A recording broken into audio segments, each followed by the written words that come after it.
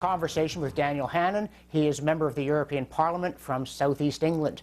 I was actually in the UK in the spring of 2008. It was my first trip back in a scarily long time, and I didn't recognize the place because it was bright and sunny the whole time. But also, I'd last been there at the very end of the dreadful Labour years, and clearly it was a cleaner, happier, more energetic place. But at the same time, I wandered around and I was looking at the monuments in central London, the glories of Britain's past.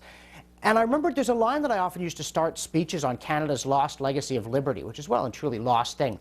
I quote a constitutional expert who calls his country a land, perhaps the only one in the universe, in which political or civil liberty is the very end and scope of the Constitution. And I said, well, that's how Americans talk, right? And they go, yeah, yeah. That is Blackstone, William Blackstone, talking about Britain in the late 18th century. And Britain, the country that dominated the world militarily, launched the Industrial Revolution, and was the predominant cultural force in the world without even having compulsory education. That country is long gone. You've talked about changes in your lifetime, but something really, the tectonic shifts have occurred in Britain and in other English-speaking countries that are not good for liberty. And I want to know what you think has happened. First of all, you're spot on with the Blackstone quote, and I often make this point with US audiences, that their founding fathers didn't suddenly come up with a whole bunch of ideas in a vacuum. They were drawing on a long tradition of English liberty, which sees the citizen as being above the state rather than the other way around, and which is based around the constraint of government and personal freedom. And that is our shared heritage as Anglosphere nations. It's not a peculiar property of any of us, and it's led us to do good things. I mean, we've had our shameful moments, as who hasn't, but on the big issues, the countries that have consistently been on the right side are broadly the English-speaking democracies. And as I say, these things come from institutions. They don't come from some accident of soil or sky or water, and that's our legacy. But look, if your penultimate visit was at the end of the Labour years, you will have seen that it's possible to reverse a decline. I can just remember that era, the late 1970s. Henry Kissinger said the Brits are reduced to begging and praying until the North Sea oil revenues come in. There was a big headline in the Wall Street Journal, "Goodbye Britain, it was nice knowing you." We had the appalling trade union problems, we had double-digit inflation, we had power cuts, we had a Tory government imposing prices and incomes policies, saying how much you were allowed to earn, as recently as the 1970s. Everyone thought we were finished, everyone thought it was over, and then Margaret Thatcher came in, and she just said, look, I don't accept that narrative, there's nothing inevitable about this, and she turned the country around by liberating the natural enterprise of a free people. So it's never make the mistake of thinking that it's all over. But on your bigger question, where did we, if you like, diverge from the rest of the Anglosphere? Why are we now being outperformed by our sundered kindred in these other continents? The short answer is we joined the European Union. I mean, that's now the main source of our law. It's the main source of our regulation. And it has smothered or asphyxiated the enterprising instincts, the boldness, the spiritedness that led us through all the things you talked about, the Industrial Revolution and so on, and has plucked us out of our natural orbit, away from our traditional friendships with our allies here and in the rest of the English-speaking world. I mean, compared to the EU, we're not doing so badly. We're not in the euro. I was talking to an Italian friend in the European Parliament last week, and he said, what are you complaining about? You've still got the most liberal employment rules in Europe, you've still got the most free market system. And I said, yeah, you know what? That's like saying we've got the best cricket team in Europe. It's not really where the competition is. That's not who you should be measuring yourself against.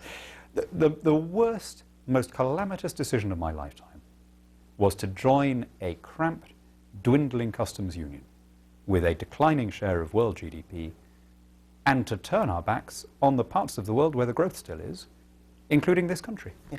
And yet, and I look at that, I agree with you, this was a terrible decision, but it was a decision, as late as World War II, people wrote these survey histories of Britain saying the fight against Hitler is the same fight as against King John.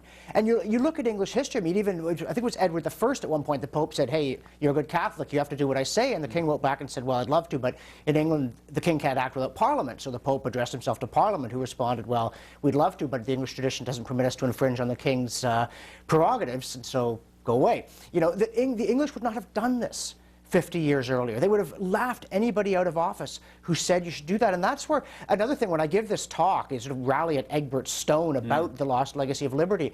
And I do this in my university courses too. I ask people for the story of Alfred and the Cakes, which everybody knew. As you know, the daughter of time, writing in the 1950s, Josephine Tate took it for granted. Everybody knew it. Nobody knows it now. And I think one of the places we've all gone wrong. Partly because it's almost certainly not true, of course. No, but it's indicative of the understanding of kingship, you know, of c'est pas vrai, c'est bien trouvé. And it was, and it for 1,000 years it incarnated our understanding. The American Revolution, they named their flagship of their four-ship navy the Hannan Alfred. And Cromwell, and yeah, we have to get back to these stories, don't we? Well, and what they symbolize, you know, what it's all based on is this, and the thing that really sets us apart from the rest of the world is this extraordinary concept of the common law.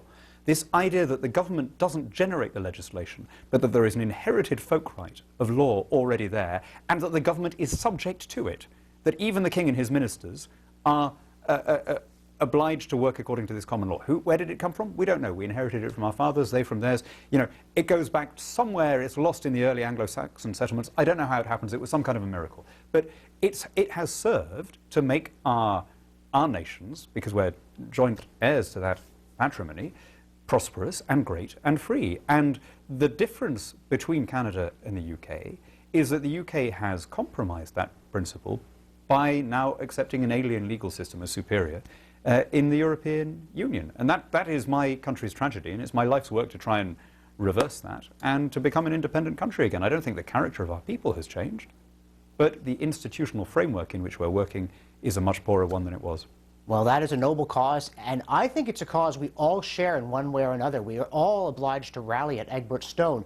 If you've enjoyed our conversation with Daniel Hannan, just get online and Google Daniel Hannan CPAC, because this talk he gave there is one you will certainly enjoy. Now stay with us. We're going to talk about technology, the good, the bad, and the ugly, when we come back.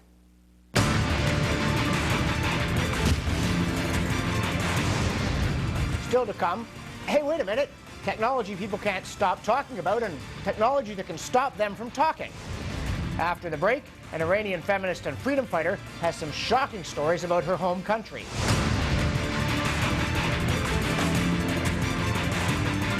When it matters most, when you